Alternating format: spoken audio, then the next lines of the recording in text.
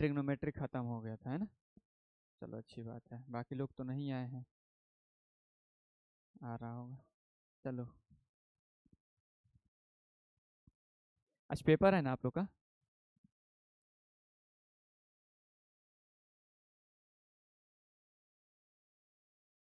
ठीक है, चलिए। तो शुरुआत हम करते हैं आज फंक्शन से। किस चीज़ से? फंक्शन। फंक्शन होता क्या है?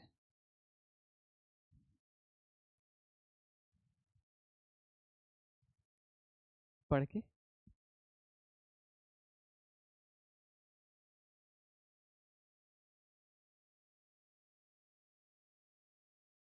क्या है?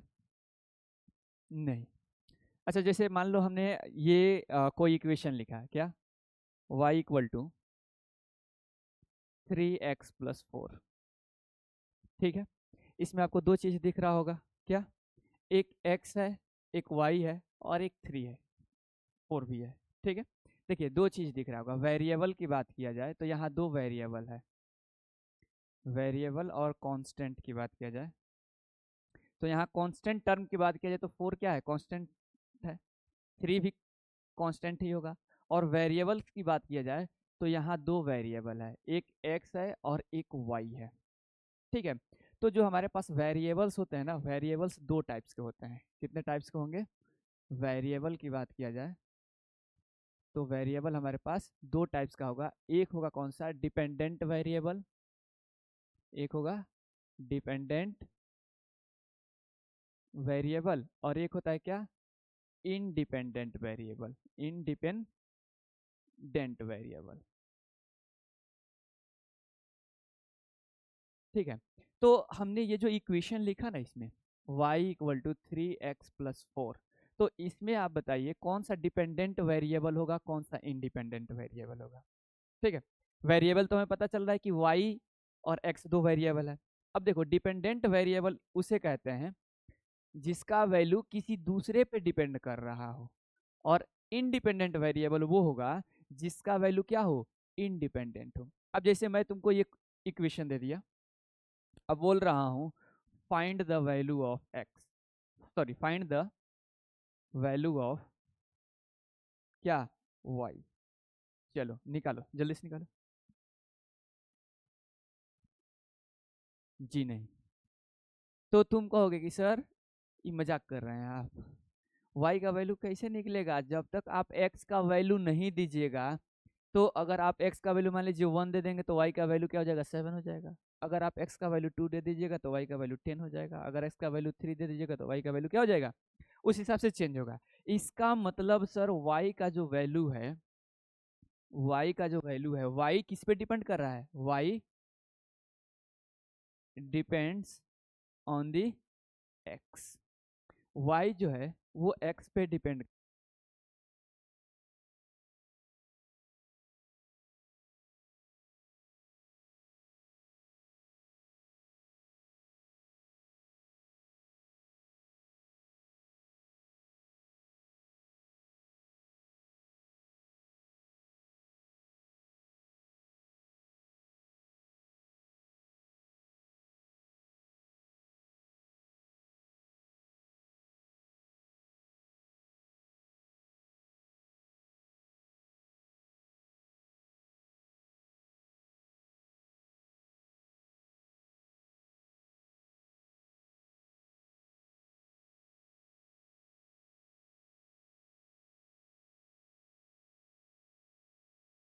है। हाँ, कंफ्यूज है वो कि क्या करें ना करें। तो देखो यहाँ कहोगे कि y depends on the x, यानी y जो है ये x पे डिपेंड कर रहा है, और x मनमौजी है। हम x का वैल्यू 1 रख रहे थे तो y का वैल्यू क्या आ रहा था, 7। x का वैल्यू हमने 2 भी रख दिया तो y का वैल्यू क्या आ गया, क्या आ गया, 10 आ गया। तो हम x का वैल्यू, ये इंडिपेंडेंट है, कुछ भी रख दिए, तो ये जो हमारे पास x आया ना, ये भी तो वेरिएबल है, लेकिन ये क्या है, ये इंडिपेंडेंट वेरिएबल हो गया, इंडिपेंडेंट। हाँ, इंडिपेंडेंट है, इंडिपेंडेंट वेरिएबल हो गया। और जो y हो गया इस इक्वेशन के लिए ये क्या हो गया, डिपेंडेंट वेरिएबल हो गया। क्या हो गया, डिपेंडेंट वेरिएबल। ठीक है, अब देखो, अब अगर कहें कि इसी इक्वेशन को हम ऐसे भी तो लिख सकते हैं, कैसे लिख सकते हैं, ये था हमारे पास क्या, y इक्वल टू 3x+4, सही बात है सर। इसको हम ऐसे भी तो लिख सकते हैं y minus 4 equal to 3x, या फिर x equal to y minus 4/3। तो अब बताओ कौन सा डिपेंडेंट वेरिएबल होगा, कौन सा इंडिपेंडेंट वेरिएबल होगा, y डिपेंडेंट और x इंडिपेंडेंट। तो किसी भी इक्वेशन में ये नहीं कहा जा सकता है कौन डिपेंडेंट है कौन इंडिपेंडेंट है। जैसे इसी इक्वेशन में अभी हमारा x इंडिपेंडेंट था, तो इसी इक्वेशन को हमने और एक्सपेंड किया तो अब हमारा x क्या हो गया, डिपेंडेंट हो गया। ठीक है, लेकिन जनरली अगर वेरिएबल और वेरिएबल्स की बात किया जाए तो जितने भी डिपेंडेंट वेरिएबल होंगे जनरली x को हम मानते हैं क्या, इंडिपेंडेंट वेरिएबल। क्या, इंडिपेंडेंट वेरिएबल। और y को हम क्या मान के चलते हैं, dependent variable.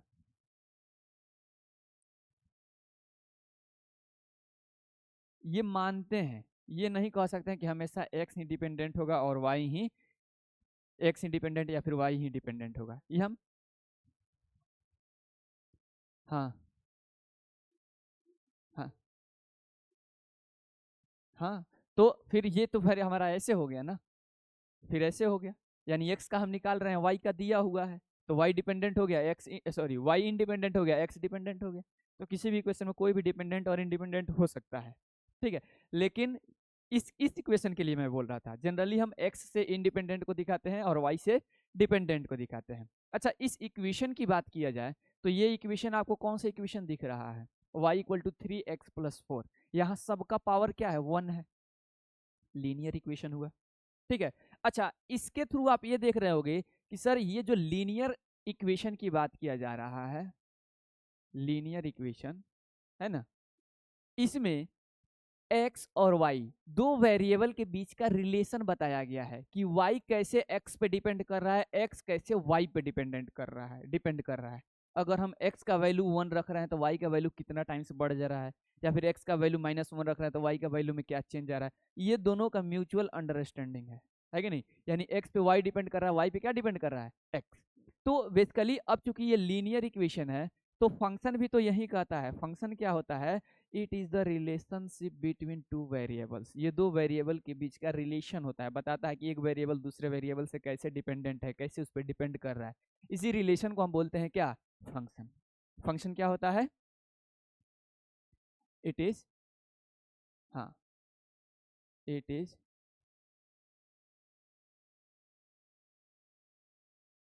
Relationship between two variables, two variables. ये दो वेरिएबल के बीच का क्या होता है, रिलेशनशिप होता है। अब जैसे मैंने ये यहाँ एक रिलेशन दिखाया, तो ये रिलेशन कुछ इस टाइप का भी तो हो सकता है। सर अगर आपने बोला कि ये y इक्वल टू 3x+4, इन यहाँ x और y के बीच में दो वेरिएबल है, दोनों के बीच में एक रिलेशन आपको दिख रहा है। ठीक है, और चूंकि ये इक्वेशन लीनियर है तो ये फंक्शन हो सकता है कि नहीं हो सकता है, रिलेशन है तो फंक्शन हुआ। ठीक है, और चूंकि ये इक्वेशन लीनियर है तो ये जो फंक्शन होगा इस फंक्शन का हम नाम क्या देंगे, लीनियर फंक्शन। क्या, लीनियर फंक्शन। ठीक है, अच्छा हम ऐसे भी तो लिख सकते हैं y equal to sine X, नहीं लिख सकते हैं, साइन का वैल्यू पुट करते जाएंगे y का वैल्यू निकल जाएगा। अगर x का वैल्यू 30 डिग्री रखो तो y का वैल्यू क्या हो जाएगा, साइन 30 का वैल्यू क्या होता है, 1/, तो y का वैल्यू 1/2 आ गया। अगर x का वैल्यू 45 रखो तो y का वैल्यू क्या आ जाएगा, 1/√2। यानी x का वैल्यू हम रख रहे हैं तो y का वैल्यू आ रहा है। यहाँ भी x और y दो वेरिएबल के बीच में रिलेशन है। ठीक है, और चूंकि यहाँ ट्रिग्नोमेट्रिक रेशियो से रिलेटेड है तो ये फंक्शन हुआ, रिलेशन है तो फंक्शन हुआ, और ट्रिग्नोमेट्रिक का रिलेशन है तो ये कौन सा फंक्शन हुआ, ट्रिग्नोमेट्रिक फंक्शन। क्या हो गया, ट्रिग्नोमेट्रिक फंक्शन। हुआ कि नहीं हुआ। अच्छा ऐसे भी तो हो सकता है, कोई दे दे कि y equal to 3x² plus 2x plus 4, ऐसे भी तो लिख सकते हैं। यहाँ भी तो y का वैल्यू x पे डिपेंड कर रहा है कि नहीं? तो अब लेकिन यहाँ तो पावर हमारा 2 है, x का पावर, मैक्सिमम पावर, ठीक है? तो ये इक्वेशन कैसा इक्वेशन है? क्वाड्रेटिक इक्वेशन है कि नहीं? और दो वेरिएबल में के बीच के रिलेशन है, तो ये फंक्शन हुआ। तो फिर इस टाइप के फंक्शन को क्या बोलेंगे? Quadratic function. क्या बोलेंगे? Quadratic function. हुआ कि नहीं हुआ? अच्छी बात है सर। अच्छा, हम ऐसे भी तो लिख सकते हैं, क्या ऐसे भी तो लिख सकते हैं, y equal to log X, नहीं लिख सकते? यहाँ भी तो दो वेरिएबल के बीच में रिलेशन है कि नहीं? और ये चूंकि लॉगरिथम है तो ये लॉगरिथमिक फंक्शन हो जाएगा, ठीक है? तो ये हमारे पास जो फंक्शन हुआ है, कौन सा फंक्शन हुआ? Logarithmic function. लॉगरिथमिक क्या होता है? लॉगरिथमिक, सही तो लिखे हैं, लॉगरिथमिक, हाँ, RI है, लॉगरिथमिक फंक्शन। अच्छा, ऐसे भी तो हो सकता है, ऐसे दे y इक्वल टू a का पावर x दे दे, नहीं दे सकता है? या फिर ऐसे लिख दे 3 का पावर x लिख दे, 4 का पावर x लिख दे, e का पावर x लिख दे, तो ऐसे भी तो लिख सकता है, y equal to e to the power x, ऐसे नहीं लिख सकता है? तो यहाँ तो देखो x और y में रिलेशन है, तो ये हो गया एक्सपोनेंशियल फंक्शन। इसको क्या बोलेंगे? Exponential function. एक्सपोनेंशियल फंक्शन क्या हो गया? Exponential function. अच्छा, ऐसे भी तो लिखा जा सकता है सर, आप चाहें तो आप इसको ऐसे भी लिख सकते हैं, y equal to mod x भी तो लिख सकते हैं। यहाँ भी तो रिलेशन बता रहा है कि x का वैल्यू कुछ भी रखो, हमेशा y का वैल्यू पॉजिटिव ही आएगा। मॉड का मतलब ये नहीं होता है, मॉड एक ऐसा मशीन है ना, जिसमें कितना पाप करके जाओ ना, सब पुण्य में बदल जाता है। माइनस रखो चाहे प्लस रखो, हमेशा मोड से बाहर निकलेगा तो क्या हो जाता है? प्लस ही हो जाता है। अब चूंकि ये मोड वाला है तो इसको हम कौन सा फंक्शन बोल देंगे? Modulus function. क्या हो जाएगा? Modulus function. तो फंक्शन हमारे ये सारे टाइप्स के हुए, इतने टाइप्स के हमें फंक्शन के बारे में पढ़ना है, जिसमें से आई थिंक आपको ट्रिग्नोमेट्रिक फंक्शन हमने पढ़ा दिया है। क्या पढ़ा दिया है? ट्रिग्नोमेट्रिक फंक्शन के बारे में पढ़ा दिया है। लीनियर फंक्शन के बारे में आज पढ़ा देंगे, क्वाड्रेटिक फंक्शन के बारे में पढ़ा देंगे, फिर लॉगरिथम, एक्सपोनेंशियल, मॉडुलस, सारे फंक्शन के बारे में धीरे धीरे करके हम लोग क्या कर लेंगे? पढ़ लेंगे, ठीक है? तो अब आगे बढ़ते हैं। इतना हमें थोड़ा मोड़ा आइडिया हुआ कि नहीं, फंक्शन कहते किसे हैं, होता क्या है, वेरिएबल क्या होता है, वेरिएबल में डिपेंडेंट वेरिएबल किसे कहेंगे, इंडिपेंडेंट वेरिएबल किसे कहेंगे, कुछ तो आइडिया हुआ होगा, ठीक है? अच्छा, अब इतना पढ़ने के बाद अब मैं पूछूं आपसे कि अब आपको फंक्शन के बारे में क्या आइडिया आ रहा है कि ये फंक्शन होता क्या है? दो वेरिएबल के बीच का रिलेशन, जिसमें हम क्या कर रहे थे सर? जो इंडिपेंडेंट वेरिएबल था उसका वैल्यू पुट कर रहे थे, और जो डिपेंडेंट वेरिएबल था उसका वैल्यू मिल रहा था, है ना? जैसे मान लो कि चलो हमारे पास जब हमने पहला फंक्शन लीनियर फंक्शन माना था, क्या? y इक्वल टू 3x+4, ठीक है? अगर हम यहाँ x का वैल्यू क्या रखते हैं? 1, तो y का वैल्यू हमारे पास क्या आ गया? 7। तो इसको हमने क्या दिया? ये इनपुट दिया, और ये हमें रिजल्ट जो निकला वो क्या आया? आउटपुट निकल के आया। समझ में आया? नहीं आया? आ गया। अच्छा, जरा एक और चीज आप देखेंगे तो बेसिकली हम बोल सकते हैं कि ये जो फंक्शन है ना, फंक्शन एक मशीन है। क्या है? एक मशीन की तरह कार्य करता है, जिसमें हम कुछ इनपुट डालते हैं तो हमें आउटपुट मिलता है। जिसमें हम क्या, कुछ इनपुट डालेंगे तो आउटपुट मिलेगा। जैसे मान के चलो, अच्छा ये देखें आप लोग, ये मशीन देखें, मशीन, मशीन की बात चल रही है ना?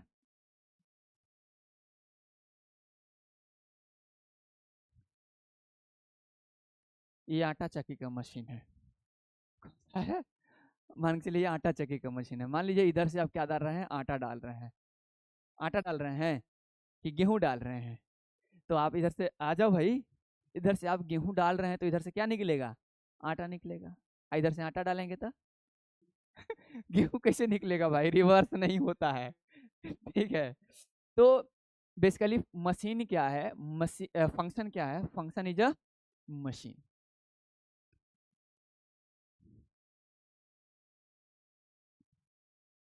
क्या है?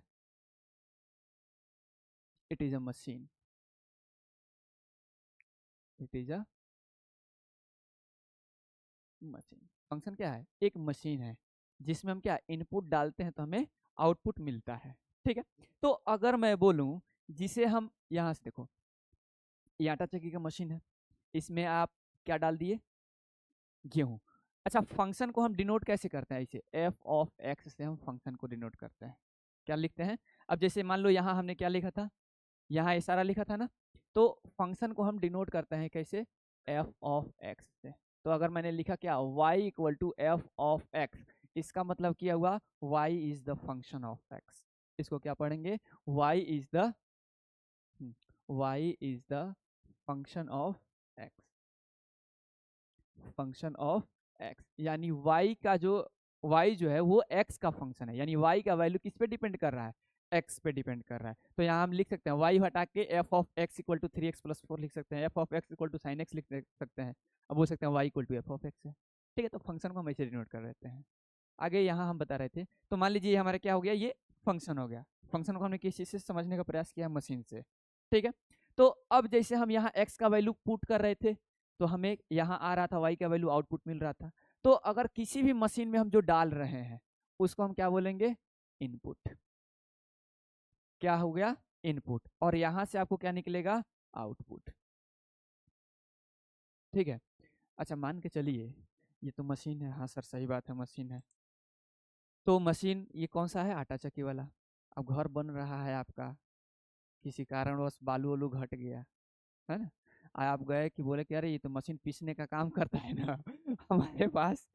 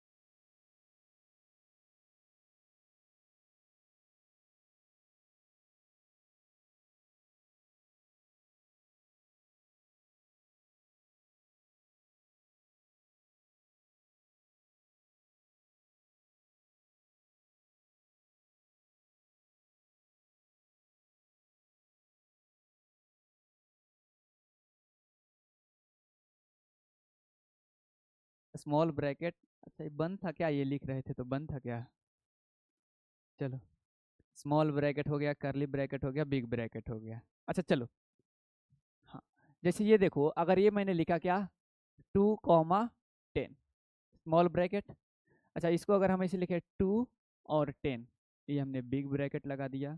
और इसको अगर लिखते हैं क्या 2 और 10, तो इस ब्रैकेट का रियल में मतलब क्या होता है? ये तो बोडमास का नियम हो गया, बैठ जाओ, ये बोडमास का नियम हो गया, ठीक है।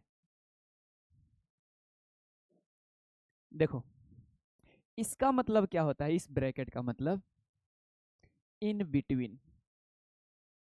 इसका मतलब होता है इन बिटवीन। और इस ब्रैकेट का मतलब की बात करें, अब जैसे 2, 10 लिखे हैं ना, तो ये हो गया इन बिटवीन 2 और 10, इसका मतलब हुआ, इसका मतलब हो गया फ्रॉम 2 to 10। और इस ब्रैकेट का मतलब क्या हो गया, ओनली 2 और 10, इसका मतलब क्या हो गया, ओनली 2 और 10, या फिर एक्सेप्ट बोल सकते हैं 2 और 10। कहने का मतलब अगर ये ब्रैकेट हमने लिखा ना 2 और 10, इसका मतलब 2 और 10 को छोड़ के उसके बीच का सभी। अगर हम इसको लिख रहे हैं कि x बिलोंग्स टू 2, 10 लिख सकते हैं, या फिर अगर इसको हम लिख सकते हैं x belongs to 2 big bracket और 10, इसको भी लिख सकते हैं x बिलोंग्स टू, लिख सकते हैं। तो इसका मतलब क्या हुआ, जैसे पहला मैंने लिखा कि इस ब्रैकेट का, स्मॉल ब्रैकेट का मतलब होता है इन बिटवीन 2 और 10, तो कहने का मतलब ये जो x का वैल्यू होगा ना, ये क्या होगा 2 से बड़ा होगा x का वैल्यू, और 10 से छोटा होगा। कहने का मतलब ये हुआ। अगर इसकी बात करें तो इसका मतलब क्या हो गया, फ्रॉम 2 to 10, यानी 2 को भी लेना है और 10 को भी लेना है। तो इसको हम लिख सकते हैं, इसका मतलब हुआ कि सर ये जो बोल रहा है x का वैल्यू ना, वो 2 से बड़ा होगा, 2 से क्या हो गया इसको, ये 2 से बड़ा भी हो सकता है और उसके बराबर भी हो सकता है। x का वैल्यू 2 भी हो सकता है, उससे बड़ा भी हो सकता है, और 10 भी हो सकता है, और 10 से छोटा भी हो सकता है। इस ब्रैकेट का मतलब हुआ। और इस ब्रैकेट का मतलब हुआ कि एक्सेप्ट 2, या तो आपका 2 हो या तो आपका 10 हो, इसके अलावा कुछ हो ही नहीं, ठीक है। इस ब्रैकेट का मतलब हुआ, चलो लिखो जल्दी। मतलब ओनली 2 और 10 होगा।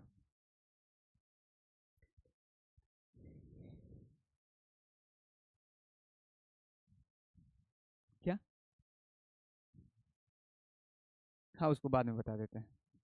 अच्छा अगर मैं बोलूं, इधर देखो, अगर मैं बोलूं ये क्या दिया है, ये सर्कल दिया है, ठीक है, और ये सर्कल का क्या दिया है, रेडियस, ठीक है r। और मैं बोल रहा हूं कि इस सर्कल का जो एरिया है वो है फंक्शन ऑफ इट्स रेडियस, बोल सकते हैं, बोल सकते हैं कि नहीं। कहने का मतलब कि यहाँ, अब देखो a is function of f of r, माने f is the function of radius, इसको यही ना पढ़ेंगे क्या, a इज फंक्शन ऑफ क्या, r, यानी a का जो वैल्यू है वो किस पे डिपेंड कर रहा है, r पे, ठीक है। तो f ऑफ r, यानी f ऑफ r की वैल्यू बोलूं, सॉरी f ऑफ r की, तो ये क्या होगा पाई आर स्क्वायर, ऐसे नहीं बोल सकते हैं, तभी तो ये पाई आर स्क्वायर ही तो हमारा रेडियस, इसका एक क्या होगा एरिया होगा। ये भी बोल सकते हैं कि इस सर्कल का जो पेरीमीटर होता है, इसका जो पेरीमीटर होगा, ये भी एफ ऑफ आर का ही फंक्शन होगा। और यहाँ पे जो एफ ऑफ आर का वैल्यू होगा ना, वो क्या होगा 2 पाई आर होगा। आर का वैल्यू हम पुट करते जाएंगे, इसका क्या पेरीमीटर निकलते जाएगा। समझ में आ रहा है। तो फंक्शन कहने का मतलब ये होता है कि जैसे यहाँ एरिया, इस सर्कल के एरिया इसके रेडियस के साथ कैसे रिलेटेड है, दो वेरिएबल हो गया, दो वेरिएबल में जो रिलेशन होता है उसी को तो हमने बोला क्या फंक्शन, ठीक है। या फिर अगर स्फीयर की बात करें, किसकी, स्फीयर की। तो अगर मैं बोलूं कि इस स्फीयर का जो एरिया है वो किसका, इसके रेडियस का क्या है, फंक्शन है। ठीक है, तो यहाँ पे अगर एफ ऑफ आर का बात करें तो एफ ऑफ आर हमारे पास होगा क्या, स्फीयर का एरिया होता क्या है, 4 पाई r स्क्वायर। तो एफ ऑफ आर का वैल्यू क्या हो गया, 4 पाई r स्क्वायर। आर का वैल्यू पुट करेंगे, इस स्फीयर का हमारा क्या निकल जाएगा, एरिया निकल जाएगा। ये भी बोल सकते हैं ना कि इस स्फीयर का जो वॉल्यूम होगा सर, इसका वॉल्यूम भी एफ ऑफ आर का ही फंक्शन है, यानी इसका वॉल्यूम भी इसी पे डिपेंड कर रहा है। और इस एफ ऑफ आर का जो वैल्यू होगा, सॉरी एफ ऑफ आर का, ये क्या हो जाएगा, 4/3 पाई r क्यू। क्यू होता है ना, स्क्वायर बोल रहे 9th में तुम लोग, है ना। अब थोड़ा सा डोमेन अभी हम लोग चल रहे थे ना, तो ये फंक्शन बेसिकली हम बताने के लिए बोले थे। अब मान के चलिए हमारे पास कोई फंक्शन दिया है क्या, एफ ऑफ एक्स। ठीक है, मतलब ऐसे हम इसको लिख सकते हैं, y इक्वल टू दिया है 1/x। तो मैं बोलूं कि इस फंक्शन का डोमेन बताइए, इसका एक बार डोमेन बता दीजिए और इसका एक बार क्या बता दीजिए, रेंज बता दीजिए। तो देखो डोमेन और रेंज निकालने का तरीका क्या है, 3 वैल्यू पे चेक करो। एक बार एक नेगेटिव वैल्यू ले लो, एक बार जीरो वैल्यू लो, और एक बार पॉजिटिव लेके चेक करो, क्या इसके लिए ये फंक्शन डिफाइन हो रहा है कि नहीं हो रहा है। ठीक है, अगर डिफाइन हो गया तो वो उसका डोमेन हो जाएगा। अब जैसे मान लो यहाँ हम x का वैल्यू क्या पुट कर रहे हैं, x का वैल्यू सर 0 पुट कर दें, पहले निगेटिव चलते हैं। हाँ, अगर x का वैल्यू हम माइनस पुट करेंगे तो y का वैल्यू -1 आएगा, फंक्शन डिफाइन है सर, यानी नेगेटिव नंबर के लिए फंक्शन डिवाइन है। अच्छा, अगर हम x का वैल्यू सर 0 पुट करें तो किसी भी नंबर में हम 0 से डिवाइड कर सकते हैं, तो ये अनडिफाइन हो गया ना, तो ये फंक्शन तो 0 के लिए अनडिफाइन हो गया, यानी 0 जब यहाँ रखेंगे नहीं तो फिर यहाँ y का वैल्यू हमें मिलेगा नहीं। ठीक है, लेकिन अगर हम पॉजिटिव नंबर लिखें, पॉजिटिव नंबर 1 से स्टार्ट हुआ, 1 से लेके इन्फिनिटी तक कोई भी हम यहाँ नंबर रख दें तो y का वैल्यू नहीं आ जाएगा। और निगेटिव में -1 से लेके -इन्फिनिटी तक कोई भी नंबर रखेंगे तो क्या फंक्शन डिफाइन है कि नहीं है, डिफाइन है। तो इस फंक्शन का डोमेन होगा क्या, तो इस फंक्शन का डोमेन हो जाएगा कि -इन्फिनिटी टू 0। अगर ये स्मॉल ब्रैकेट लगा दिए तो इसका मतलब क्या हो गया कि इसका डोमेन -इन्फिनिटी से 0 होगा, -इन्फिनिटी नहीं हो सकता है और 0 नहीं हो सकता है, टू 0 टू +इन्फिनिटी ऐसे नहीं लिख सकते हैं। मतलब इसके डोमेन में -इन्फिनिटी से 0 के बीच का सारा नंबर डाल सकते हैं और 0 से लेके +इन्फिनिटी तक के सारे नंबर डाल सकते हैं, और ये डालेंगे तो y का जो वैल्यू आएगा वही हमारे पास रेंज आएगा। तो इसका रेंज भी देखो, लेकिन अच्छा y का वैल्यू 0 आ सकता है कि नहीं आ सकता है, कब, x का वैल्यू क्या पुट करोगे तो 0 आएगा, है, y का वैल्यू 0 नहीं आ सकता, यानी इसका रेंज भी -इन्फिनिटी से +इन्फिनिटी तक हो सकता है, किसको छोड़ के, सिवाय 0 को। y का वैल्यू 0 आएगा ही नहीं, अगर हम यहाँ 0 डालेंगे नहीं तो यहाँ 0 आएगा नहीं। ठीक है, तो इसका 0 डालेंगे तो फंक्शन अनडिफाइंड हो गया ना। जैसे आप मशीन में लाके संतरा डाल दिए थे, तो मशीन वाला क्या बोला, नहीं नहीं नहीं उसके लिए डिफाइन ही नहीं है, तो जैसे यहाँ 0 डालिएगा तो पहले ही उगिल देगा उसको, बट निकालो इसको बाहर, इसके लिए फंक्शन डिफाइन नहीं है। ठीक है, तो 0 पे नहीं डिफाइन, तो रेंज भी 0 नहीं डालेंगे तो 0 आएगा नहीं। ठीक है, तो इसको हम लिख सकते हैं क्या, -इन्फिनिटी से कहाँ, 0 तो आएगा नहीं, तो स्मॉल ब्रैकेट टू क्या, 0 टू +इन्फिनिटी। अच्छा, इसको हम डायरेक्ट एक वर्ड में से नहीं लिख सकते हैं, इसी को देखो तो ऐसे लिख सकते हैं कि हम सर इसको लिख सकते हैं -इन्फिनिटी से जो रेंज का वैल्यू है वो कहाँ तक है, +इन्फिनिटी तक, एक्सेप्ट 0, ऐसे भी तो लिख सकते हैं। इसका भी तो मतलब हो गया कि इस रेंज का वैल्यू -इन्फिनिटी से +इन्फिनिटी कुछ भी हो जाएगा सिवाय 0 के, 0 नहीं होगा। इसका कहने का मतलब एक्सेप्ट 0 होगा नहीं, तो इसको लिखने का तरीका हम ऐसे भी लिख सकते हैं डोमेन, ऐसे भी लिख सकते हैं, ऐसे भी लिख सकते हैं। चलिए, तो एक आप लोग बताइए। अच्छा, इसको लिख लीजिए, फिर देते हैं क्वेश्चन।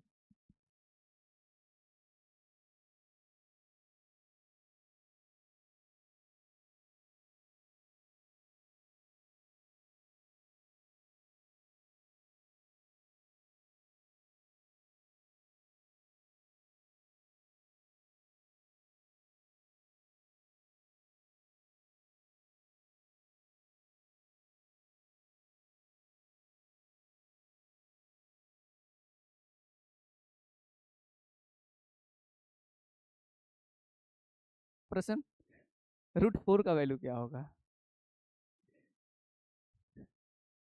ये +-2, अच्छी बात है। अच्छा, अगर हम एक्स स्क्वायर इक्वल टू बोल रहे हैं कि यहाँ 4 है, तब एक्स का वैल्यू क्या होगा? है? तब यहाँ एक्स का वैल्यू आएगा क्या? +-2। ये बात हम सही मानते हैं, लेकिन ये जो आपने बोला इसका हम समर्थन नहीं करते हैं। ठीक है, क्यों नहीं करते हैं? अच्छा, ये एक्स का जनरली आप लोग कैसे सॉल्व करते हैं? एक्स स्क्वायर इधर है तो इधर 4 है, इधर से हमारा स्क्वायर हटा, इधर रूट में 4 चला गया, और फिर एक्स का वैल्यू आ गया क्या? +-2, सॉरी +-2। तो ये जो मेथड है ना, ये बिल्कुल गलत मेथड है सॉल्व करने का। इसको सॉल्व करने का जो तरीका है ना, वो कुछ ऐसे है। एक्स स्क्वायर इक्वल टू 4, आप 4 को इधर लाओ, ठीक है। अब आप इसको सॉल्व कर सकते हैं, एक्स स्क्वायर -2 का स्क्वायर यानी ए स्क्वायर माइनस बी स्क्वायर, तो ये हो जाएगा एक्स -2 और हो जाएगा एक्स +2 इक्वल टू 0। तब यहाँ से एक्स का वैल्यू 1 आएगा +2 और एक्स का एक वैल्यू आएगा -2। देखो, ये हम तब कर सकते हैं ना, ये हम तब कर सकते हैं जब हमें पता हो कि इसका वैल्यू क्या, मतलब जैसे ये हमें पता हो, ये क्वांटिटी पता हो कि लेंथ है, ब्रेथ है। जैसे हम लोग यहाँ पाइथागोरस थ्योरम आप लोग पढ़े होंगे, जिसमें हम क्या करते हैं, H square equal to P square plus B square. ठीक है, तो हम डायरेक्ट यहाँ से स्क्वायर हटाते हैं, इधर रूट अंडर कर देते हैं P square plus B square, और यहाँ इसका वैल्यू हमें पॉजिटिव आ जाता है। ठीक है, तो यहाँ हमें ये पता होता है कि सर ये लेंथ है, हाइपोटेनस जो होता है ना, ये लेंथ है, और लेंथ कभी भी निगेटिव नहीं होता है। यहाँ एक ही चीज का दो दो आंसर आ रहा है, समझ में आ रहा है? तो यहाँ हमें ये फिजिकल क्वांटिटी के बारे में पता है, यहाँ जो एच है ये लेंथ है, और लेंथ कभी नेगेटिव नहीं होगा, इसीलिए आप यहाँ से स्क्वायर हटा के डायरेक्ट इधर रूट चढ़ा दिए। और ये जो आपने बोला कि √4 का वैल्यू +-2 होगा, ये गलत इसलिए है क्योंकि जो √4 है ना आपका, ये कांस्टेंट टर्म है, समझे? और किसी भी कांस्टेंट का एक सिंगल वैल्यू होता है, डबल वैल्यू नहीं होता है।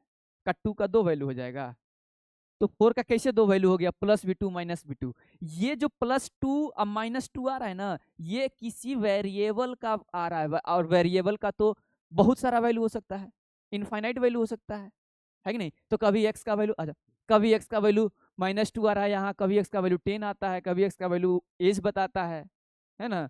तो x का वैल्यू बदलते रहता है क्योंकि वो वेरिएबल है। और यहाँ हमने आपसे 4 का पूछा था, 4 तो कांस्टेंट है। अच्छा, कभी कभी आप इक्वेशन सॉल्व करते हैं तो क्या वहाँ √2 का वैल्यू ±1.414 रखते हैं क्या? रखते हैं? हमेशा क्या रखते हैं? 1.41 हमेशा प्लस में रखते हैं कि नहीं रखते हैं? क्यों? बुक में भी यही क्यों दिया है? क्योंकि ये कांस्टेंट टर्म है, कांस्टेंट टर्म का एक ही वैल्यू होता है, दो वैल्यू नहीं होता है। ठीक है, ये +-4 आप तब कर सकते हैं जब वहां वेरिएबल हो। ठीक है, चलिए आगे इसका डोमेन और रेंज की तरफ बढ़ते हैं, और ये बताइए, जॉब खतरे में नहीं है, ये थोड़ी थोड़ी बेसिक है जो आदमी ध्यान नहीं देता है।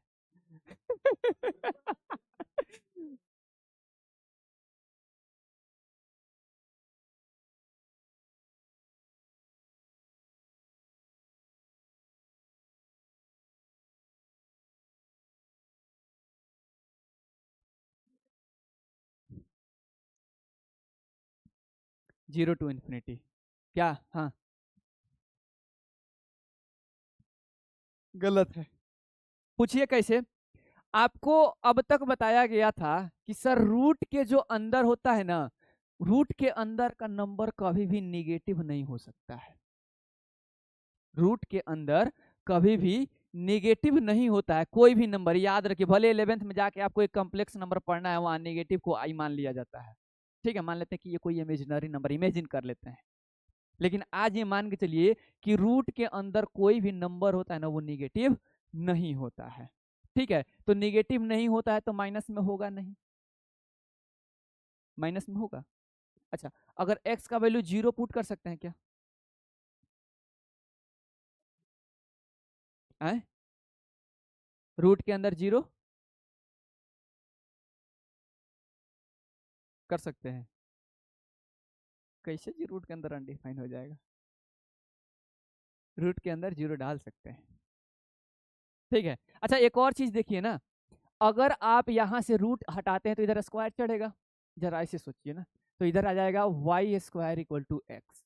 तो अब x का यहाँ माइनस भी वैल्यू पुट कीजिएगा, और आपको पता है किसी भी नंबर का स्क्वायर माइनस नहीं होगा। अगर -1 लाना है तो ये किसी का स्क्वायर होगा तभी तो -1 आया, Y square equal to X. तो ये किसका स्क्वायर -1 आता है? किसी भी नंबर का स्क्वायर तो पॉजिटिव ही आ जाता है फिर।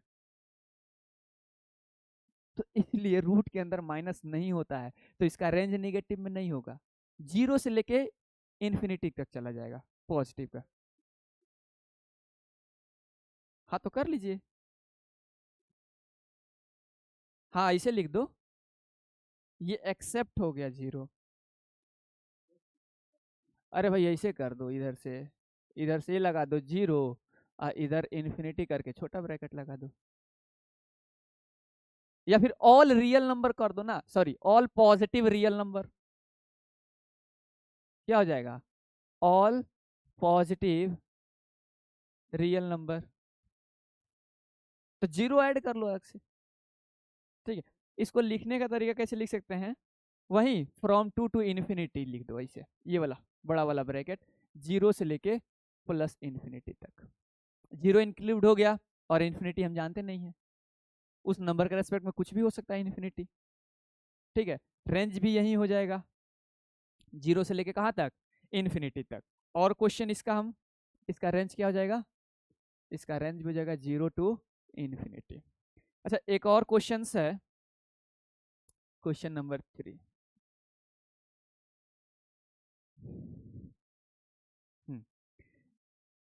Y square equal to X, दोनों एक नहीं है, दोनों अलग अलग चीज है।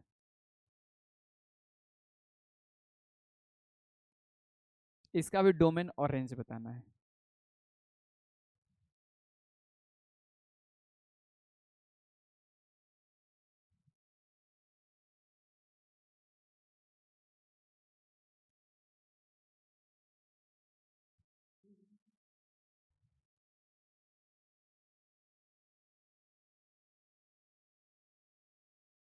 टेस्ट इसी में होगा।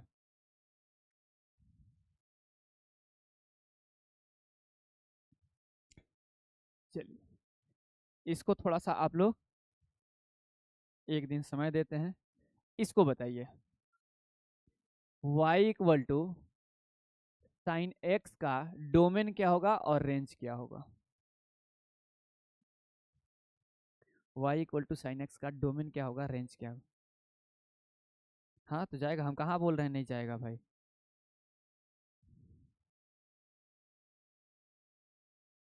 चलो एक और, y equal to cos X का भी कर दो, कॉस एक्स का भी डोमेन बताओ और रेंज बताओ।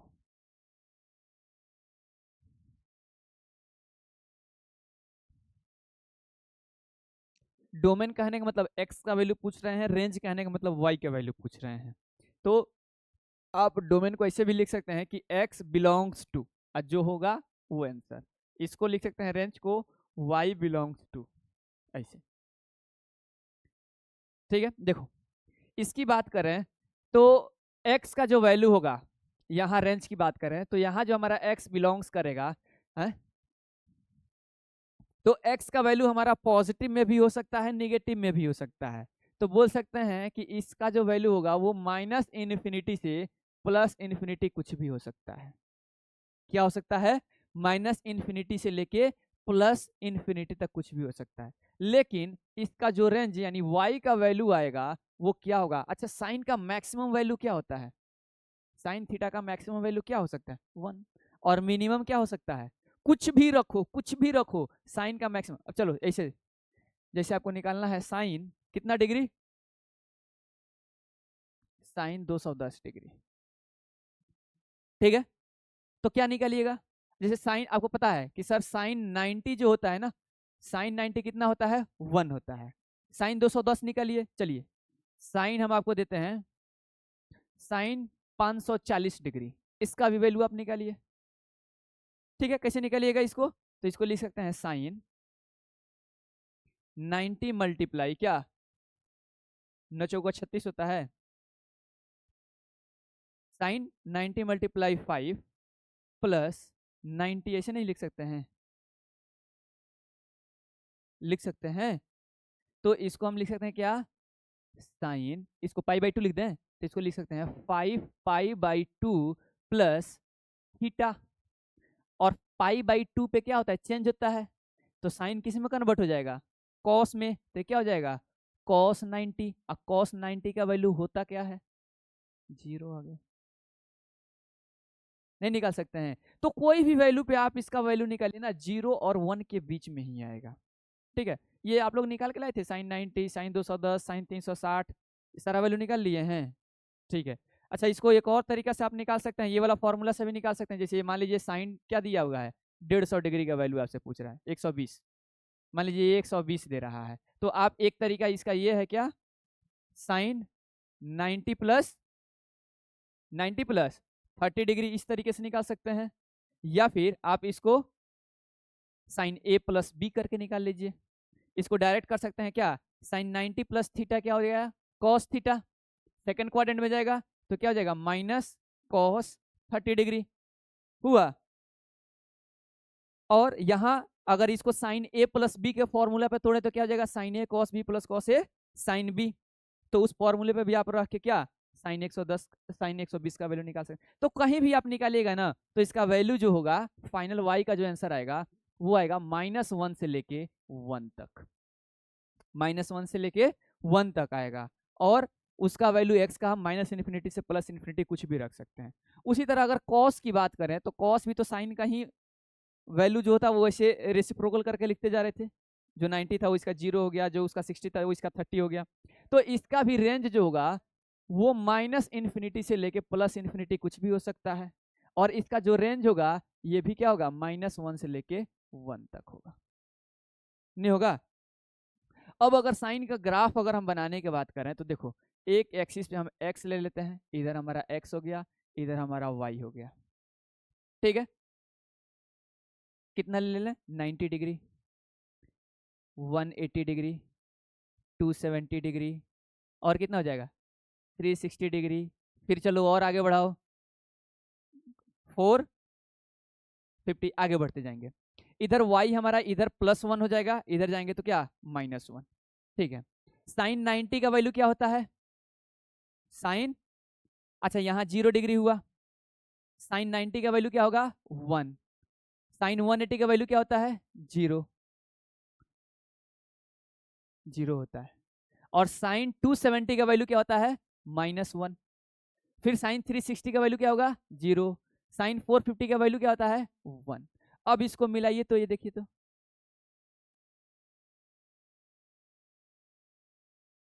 ये कुछ ऐसे जाएगा,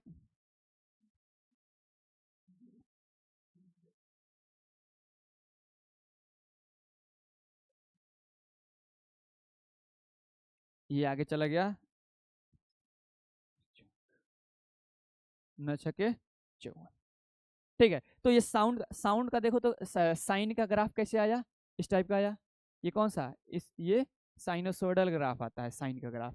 और वहीं कॉस का बात करें तो आपको पता होगा ना, कॉस 0 डिग्री का वैल्यू होता है क्या 1, कौन कॉस 0 का वैल्यू होता है 1।